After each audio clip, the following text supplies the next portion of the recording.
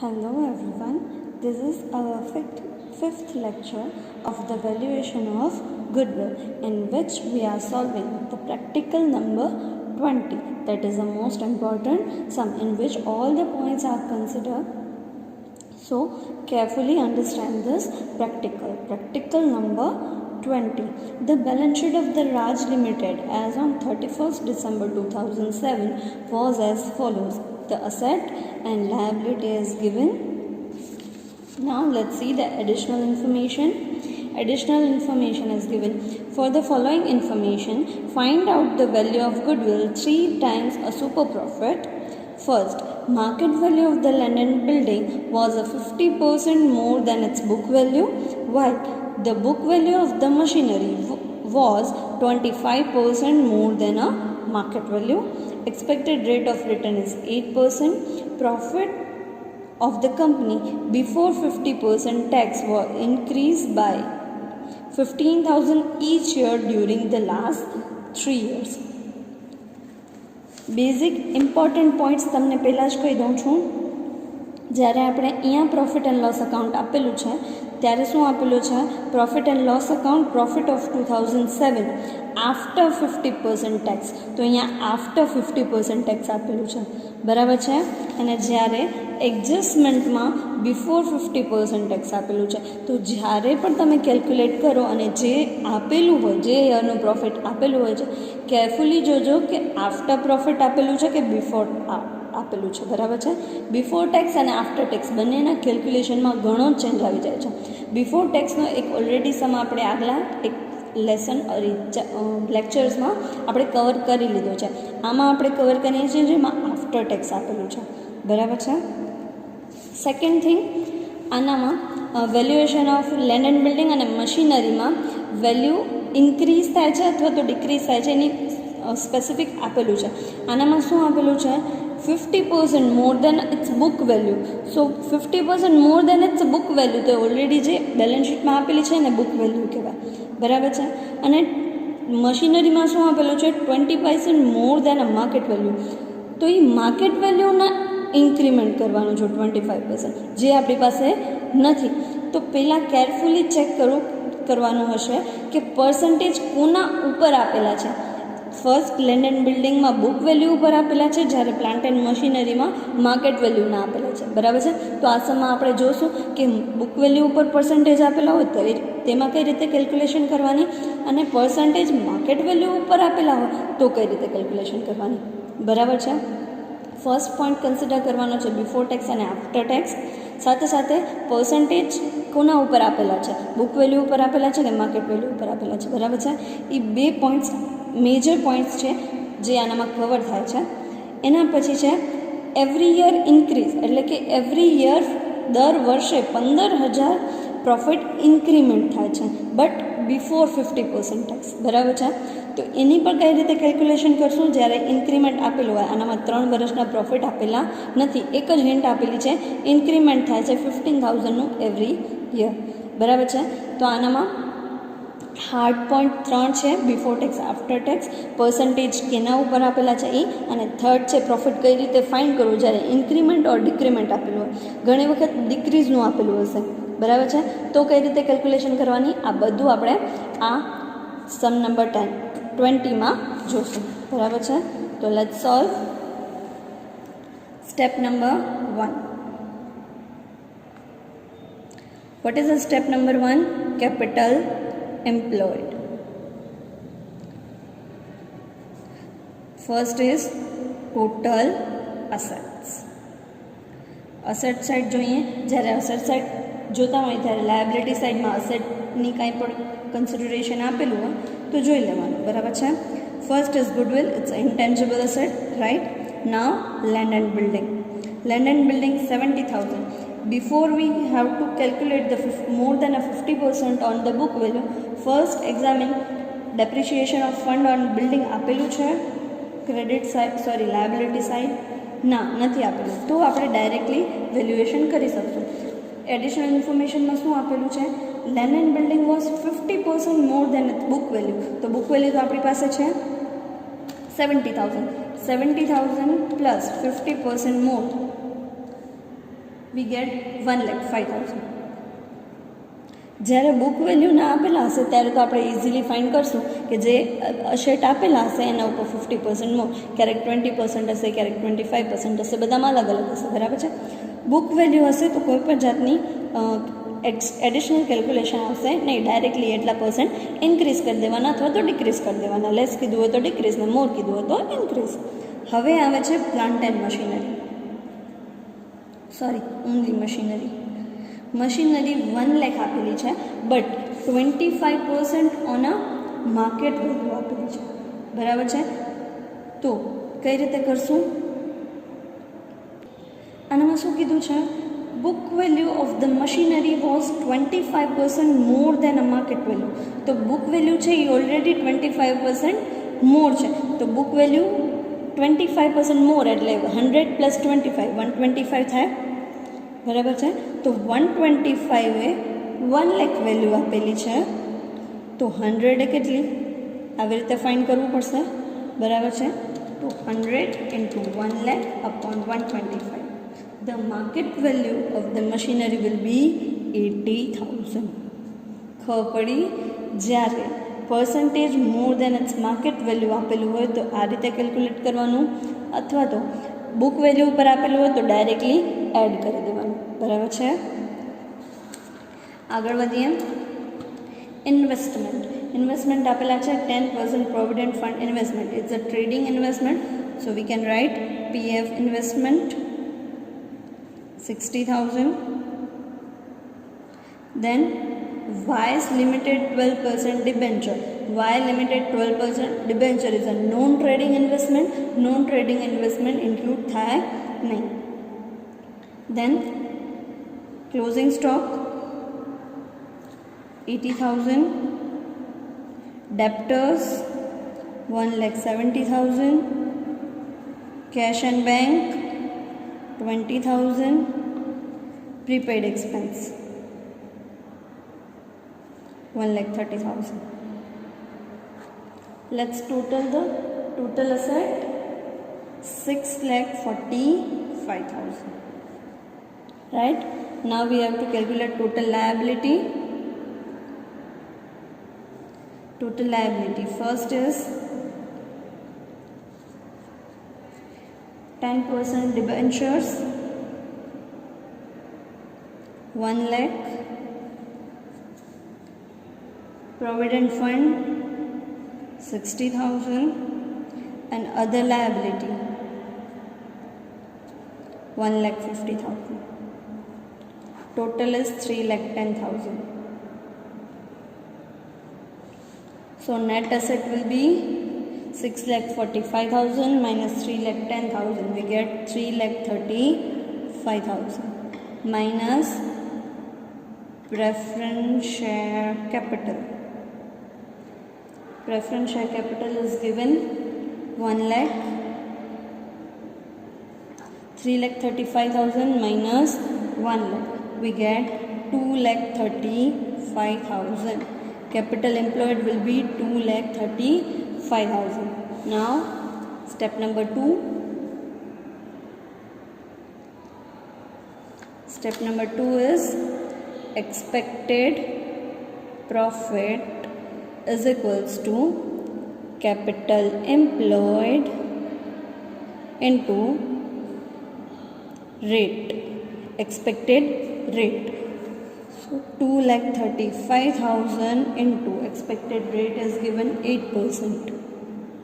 So 2,35,000 into 8%, 18,800. Expected profit will be 18,800. Now step number 3. Step number 3 is average profit. Now we have to find out the average profit. પ્રોફિટની શું hint આપેલી છે? તો કે એક hint એ આપેલી છે કે 15,000 each year ઇન્ક્રીઝ થાય છે, બરાબર છે. અને બેલેન્સ શીટમાં 2007નું આફ્ટર 50% ટેક્સ 60,000 આપેલું છે, બરાબર છે. હવે ધ્યાન આપો કે આપણે લાસ્ટ 3 યર્સની કેલ્ક્યુલેશન કરવાની છે, બરાબર છે. 2007નું પ્રોફિટ આપી દીધેલું છે, તો લાસ્ટ 3 યર્સની કેલ્ક્યુલેશન કરવાની હોય તો યર કેટલા આવે? 2007 will be last year, earlier 2006 and 2005, બરાબર છે. તો લાસ્ટ 3 યર્સની કેલ્ક્યુલેશન કરવાની છે. પ્રોફિટ આપેલું છે 2007નું, આફ્ટર ડિડક્ટિંગ ટેક્સ 50% ટેક્સ 60,000, બરાબર છે. તો 50,000 ને 60,000 હોય તો 100% કેટલું? બરાબર છે. તો 60,000ના ડબલ એટલે કે 1,20,000, બરાબર છે. તો પ્રોફિટ ઓફ ધ 2007 ઇઝ 1,20,000, બરાબર છે. અહીંયા આફ્ટર આપેલો છે એટલે આવી રીતે આપણે કેલ્ક્યુલેશન કરી, પણ એમાં બિફોર આપેલો હોત તો આપણે 60,000 એઝ ઇટ ઇઝ લેત, બરાબર છે. તો કેરફુલી ધ્યાન રાખજો કે આફ્ટર આપેલું છે કે બિફોર આપેલું છે. બિફોર ટેક્સ અને આફ્ટર ટેક્સ. બિફોર ટેક્સ હશે તો એઝ ઇટ ઇઝ 60,000 જ લીધા હોત, બટ આફ્ટર ટેક્સ આપેલો છે દેટ મીન્સ એનામાં ઓલરેડી 50% કટ થઈ ગયા છે, બરાબર છે. તો 50% એ 60,000, તો 100% એ કેટલા? બરાબર છે. તો વી વિલ ગેટ 1,20,000. હવે 2006 અને 5નું કોઈ જ જાતનો પ્રોફિટ આપેલું નથી, પણ એક હિન્ટ આપેલી છે કે એવરી યર 15,000 ઇન્ક્રીઝ થતું હતું લાસ્ટ 3 યર્સથી ઇન્ક્રીઝ થતું હતું 15,000, બટ લાસ્ટ 3 યર્સથી ઇન્ક્રીઝ થતું હતું, બરાબર છે. તો 2005માં હતો એના કરતાં 2006માં 15,000 વધુ, 2006માં હતો 2007માં 15,000 વધુ, બરાબર છે. પણ આપણે જાણીએ છીએ રિવર્સ, તો 2007માં હોય એના કરતાં 2006માં 15,000 ઓછો હોય, બરાબર છે. સો 1,20,000 માઇનસ 15,000, સો 1,05,000, બરાબર છે. અને 2006 કરતાં 2005નો હજી 15,000 ઓછો હશે, બરાબર છે. તો શું આવશે? 90,000. ખબર પડી? ભલે ઇન્ક્રીઝ 15,000 ઈચ યર લખેલું છે, ઇન્ક્રીઝ જ છે, બરાબર છે. પણ આપણે રિવર્સમાં જઈએ છીએ એટલે આપણે ડિડક્ટ કરીએ છીએ, બરાબર છે. હવે જોઈએ વેઇટેજ આપેલો છે.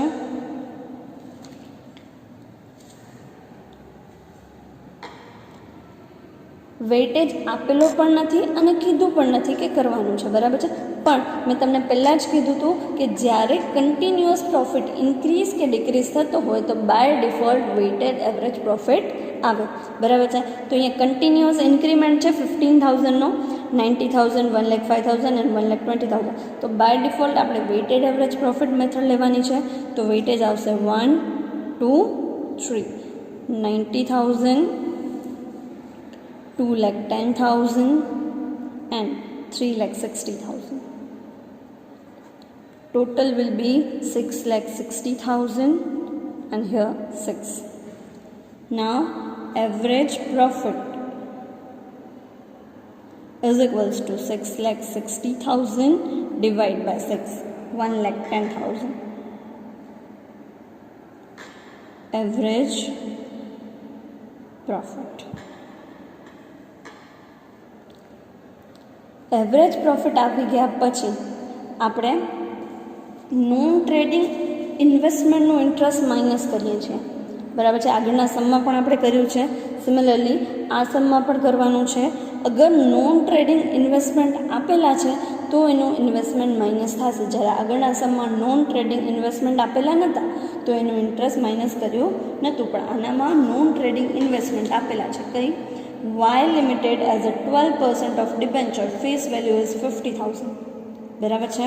તમને બતાવી દઉં, નોન ટ્રેડિંગ ઇન્વેસ્ટમેન્ટ આપેલા છે તો નોન ટ્રેડિંગ ઇન્વેસ્ટમેન્ટનું ઇન્ટરેસ્ટ પણ માઇનસ થાય, બરાબર છે. મેં આગળ નોટ્સમાં પણ તમને લખાવ્યું છે. તો ફેસ વેલ્યુ કેટલી છે? 50,000. હંમેશા ઇન્ટરેસ્ટ ફેસ વેલ્યુ ઉપર કેલ્ક્યુલેટ થાય, બુક વેલ્યુ ઉપર નહીં, બરાબર છે. Face value 50,000 into 12%, 6,000. So interest on a non-trading investment, interest on non-trading investment 6,000, બરાબર છે. એ માઇનસ કરશું એટલે આવશે 1,04,000. હવે આપણે શું માઇનસ કરશું? ટેક્સના પર્સન્ટેજ કેટલા છે? 50%. 1,04,000 ના 50%, 52,000. So 1,04,000 minus 52,000, we get 52,000. Profit after tax. Profit after tax માંથી લાસ્ટમાં માઇનસ થાય પ્રેફરન્સ ડિવિડન્ડ. આગળના સમમાં પણ આપણે જોયું હતું આ જ ફોર્મેટ ફોલો થાય. એવરેજ પ્રોફિટ, પછી નોન ટ્રેડિંગ ઇન્વેસ્ટમેન્ટનું interest, then tax and then preference dividend. Preference share capital આપેલું છે, yes. 1 lakh 12% preference dividend. So 1 lakh ના 12%, 12,000. So 52,000 minus 12,000. Average profit will be 40,000. Average profit will be 40,000.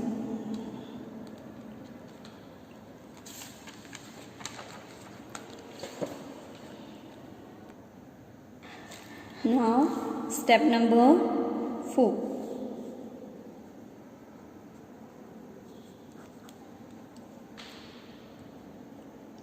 Step number 4 શું આવે?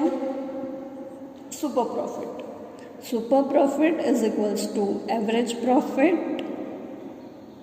minus expected profit.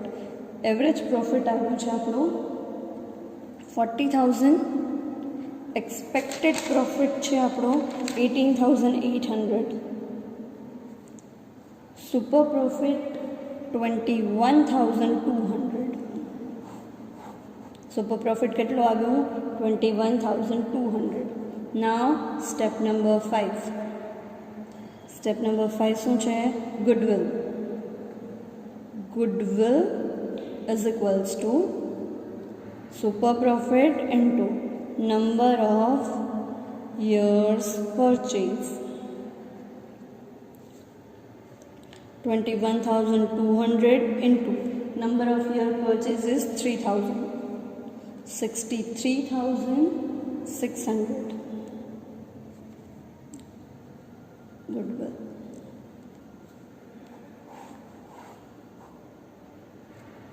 તો goodwill કેટલી આવી? 63,600. ખાસ format ધ્યાન રાખજો, જ્યારે પ્રેફરન્સ શેર કેપિટલ આપેલું હોય અને નોન ટ્રેડિંગ ઇન્વેસ્ટમેન્ટ બંને આપેલા હોય, બરાબર છે, ત્યારે પ્રેફરન્સ શેર કેપિટલ અહીંયા માઇનસ થાય, નોન ટ્રેડિંગ ઇન્વેસ્ટમેન્ટ અસેટમાં ન લેવાય. સાથે સાથે એવરેજ પ્રોફિટમાં પણ એની સેમ ઇફેક્ટ આવશે. Interest on a non trading investment minus થાય, એના પછી ટેક્સ માઇનસ થાય. ટેક્સ માઇનસ થઈ ગયા પછી જ પ્રેફરન્સ શેર ડિવિડન્ડ માઇનસ થાય. તમે આ સિક્વન્સ ચેન્જ કરી શકશો નહીં, કારણ કે 50% ટેક્સ આના 50% થાય છે, બરાબર છે. તો તમે આ પહેલાં માઇનસ કરી નાખો તો આન્સર ચેન્જ આવી જશે, બરાબર છે. તો પ્રોફિટમાં અને કેપિટલ એમ્પ્લોયડમાં નોન ટ્રેડિંગ ઇન્વેસ્ટમેન્ટ અને પ્રેફરન્સ શેર આપેલા હોય તો ફોર્મેટ આ જ રહેશે. ઘણી વખત પ્રોફિટ આપણને આગળના ચેપ્ટરમાં જેમ આગળના સમમાં જેવી રીતે કેલ્ક્યુલેટ કર્યું ટેબલ ફોર્મમાં કર્યા પછી પણ આ ઘણી વખત આ સ્ટેપ કરવા પડશે, બરાબર છે. તો એવરેજ પ્રોફિટ ફાઇન્ડ થઈ ગયા પછી નોન ટ્રેડિંગ ઇન્વેસ્ટમેન્ટનું ઇન્ટરેસ્ટ, ટેક્સ અને પ્રેફરન્સ ડિવિડન્ડ આ ત્રણેય માઇનસ કરવા કમ્પલસરી છે. ફોર્મેટમાં ચેન્જ આવવું જોઈએ નહીં, sequence will be remain same, બરાબર છે. અને મોસ્ટ ઓફ આવા જ ટાઈપના સમ પૂછાતા હોય છે,